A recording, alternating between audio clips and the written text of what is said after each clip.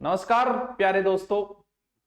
आज एक नया ज्वलंत मुद्दा जो इन दिनों में बड़ा चर्चा रहा है, अग्निपथ अग्निवीर ये तो आज हम आपको इसके बारे में पूरा डिटेल बताते हैं। डिटेल के बाद हम पूरी चर्चा करेंगे, इसके फायदे क्या है, इसके नुकसान के नुकसान फायदे, एक एक चीज की हम चर्चा करेंगे।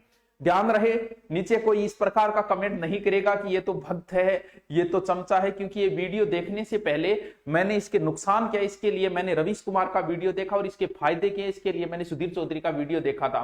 पूर्णतः इस पर सर्च करके मेरे अपना विवेक के आधार पे बताऊंगा और फिर आपका भी अपना विचार है, आप अपने विचार नीचे रखेंगे और बताएंगे कि इसके फायदे नुकसान जो भी।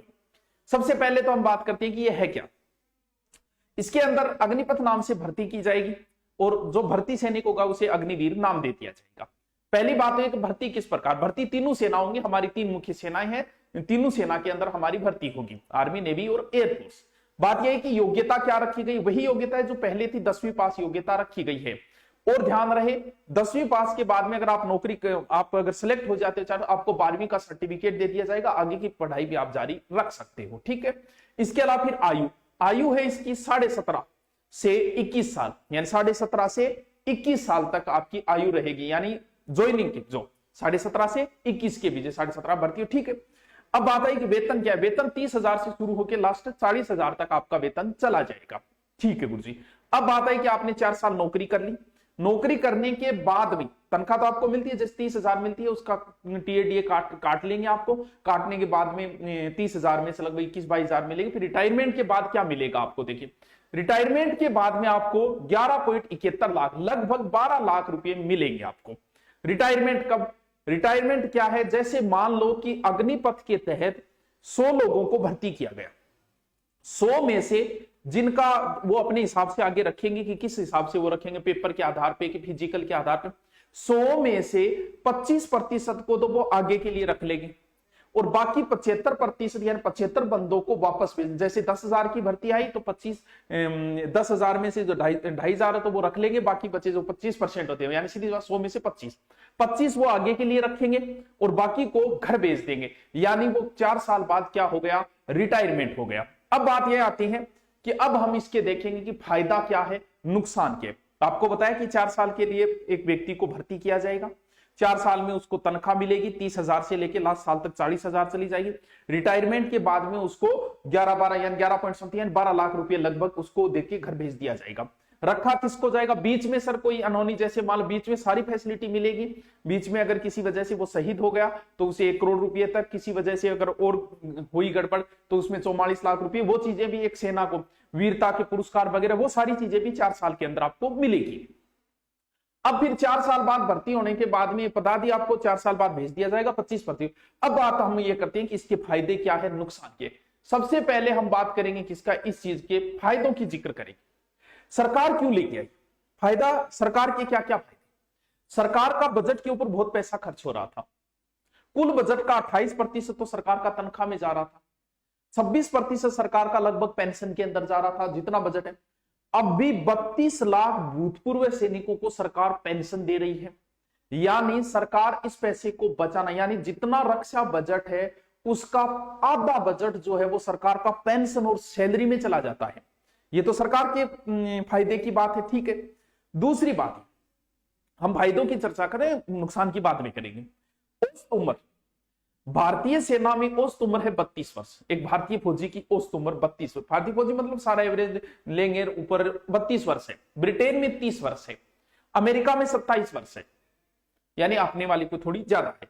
इस योजना के बाद में भारतीय फौजियों की औसत उम्र हो जाएगी 26 वर्ष, यानी एक प्रकार से युवाओं की संख्या जो है वो और बढ़ जाएगी। माना कि 32 भी युवा होता है, लेकिन और उम्र वो जो है युवाओं की बढ़ जाएगी, यानी सेना के अंदर युवाओं की संख्या क्या होगी, बढ़ जाएगी। एक तो लाभ ये, यानी सेना में युवा ज्यादा होंगे, ये पहला फायदा। रक्षा बजट में जो खर्च हो रहा है, जो पेंशन और उस पे हो रहा है, वो अन्य चीजों में कर दिया जाएगा, आधुनिक हथियार वगैरह उनमें, ये भी फायदा हुआ है, सरकार के फायदा होगा इससे।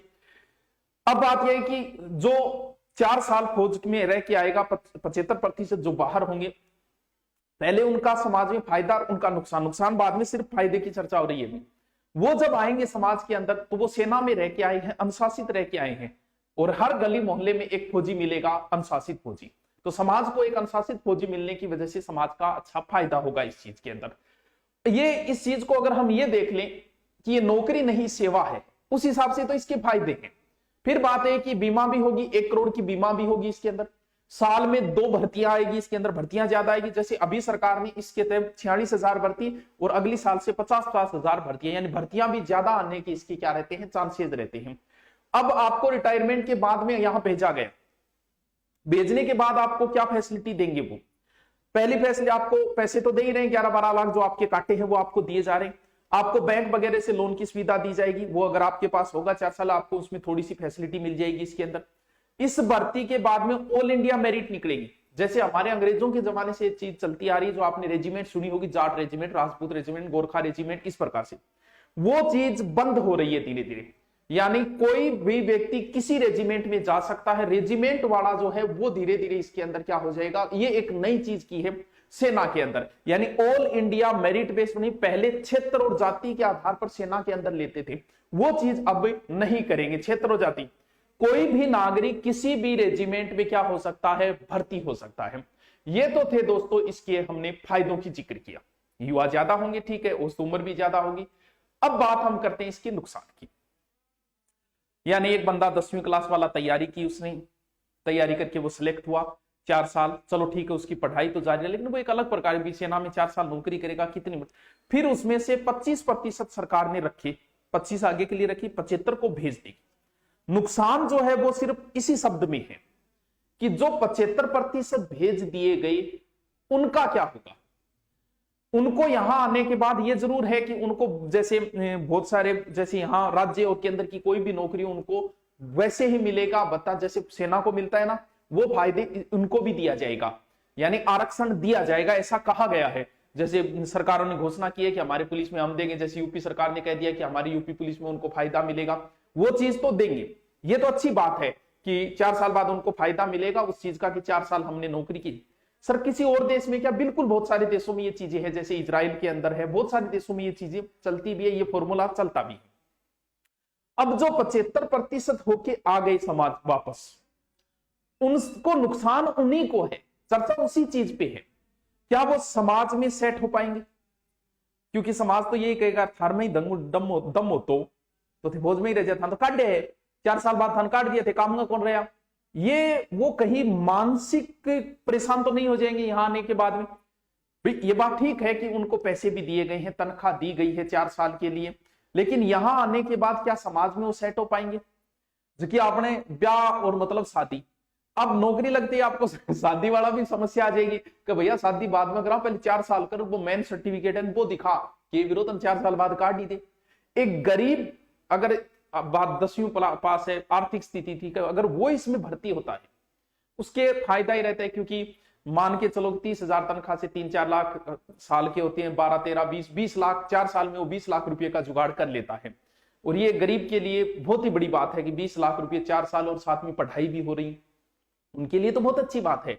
लेकिन जो रिटायरमेंट होके आ गई वो समाज में सेट, क्योंकि बन के बोलागा बोले ए फौज रिटायरमेंट हो रहा है, उम्र भी जा रहेगी 21 साल, बोला ना कि फौज रिटायरमेंट हो रहा हो, वो समाज में सेट हो पाएंगे क्या? वहां से 4 साल करने के बाद वो यहाँ की कोई अच्छा व्यवसाय कर पाएंगे कि नहीं कर पाएंगे? समाज में सेट हो पाएंगे कि नहीं पाएंगे? कहीं मानसिक परेशान तो वो नहीं हो जाएंगे। वही चीज यहाँ पर नुकसान। अब इस चीज का पता तो वैसे देखे तो फील्ड में आने के बाद ये जब रनिंग होगी तब पता चलेगा। अभी तो हम कह नहीं सकते कि वो किस प्रकार से समाज में सेट हो पाएंगे नहीं। और जब वो इतने लोग हो जाएंगे कि कहीं सेना की वैल्यू तो कम नहीं हो जाएगी। जैसे प्राइवेट जगहों में सेनाओं को अलग दिया जाता है कि सेना नौकरी करेगी है तो इनमें गार्ड रखा, तो एक अलग, कहीं वो डाउन तो नहीं हो जाएगी सेना की, कहीं वैल्यू तो कम नहीं हो जाएगी, क्योंकि इतने लोग आएंगे रिटायरमेंट हो के हर 4 साल बाद आएंगे। तो इस वजह से हो सकता है ये भी नुकसान हो। लेकिन फिर भी ये हमारी रक्षा का मामला है, देश की सुरक्षा का मामला है। हर व्यक्ति को इसमें पक्ष और विपक्ष रखना जरूरी है।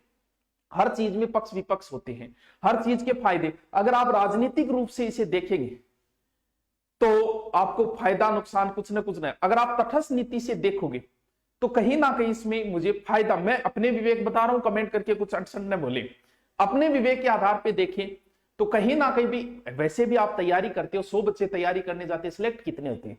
सिलेक्ट तो 25 ही होते ही नहीं 2500 में।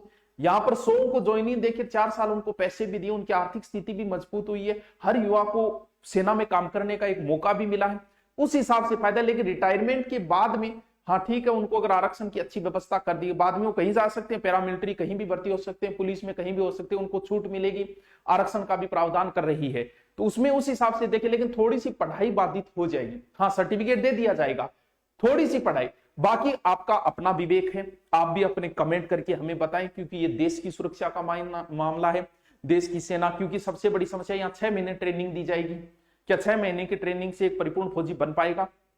ये भी सोचने की बात है, क्योंकि देश की सुरक्षा का मामला है, देश की सुरक्षा सर्वोपरि होती है। तो हम आम नागरिक के हिसाब से भी हमें सोचना चाहिए कि इसमें फायदे हैं कि नुकसान। आप भी अपने विवेक के आधार पर कमेंट करके बताइए क्या इसमें फायदा है या नुकसान है। हाँ, सरकार को 20,000 फौजी रोज हमेशा लेने थे हर साल, अगर 20,000 ही अब ले रही है तो कोई फायदा नहीं हुआ। 20,000 की जगह हर साल अगर 1 लाख ले रही है तो ये तो अच्छी बात है। 4 साल में उनको माना कि 80,000 को बाहर कर देगी, लेकिन फिर भी अगर उससे ज्यादा 3 गुना 4 गुना अगर वो ले रही है तो हर व्यक्ति को फौज में काम करने का, देश सेवा करने का ये मौका मिलेगा। लेकिन उतने ही अब भी ले रही है तो थोड़ा सा नुकसान है। अगर 3 गुने 4, फिर इसकी थोड़ी सी 4 साल रखी गई, ये भी एक नुकसान है। अगर इसमें ज्यादा रखा जाए तो मुझे लगता है ये बहुत अच्छी बात है, लेकिन 4 साल थोड़ी सी कम है इस वजह से। बाकी आप भी समझदार हो, आप भी अपने कमेंट करके बताइए इसके फायदे नुकसान जो भी है। मैंने अपने हिसाब से विवेचन किया, अब आप अपना खुद का फैसला है कि ये सही है या गलत है। ओके दोस्तों, थैंक यू।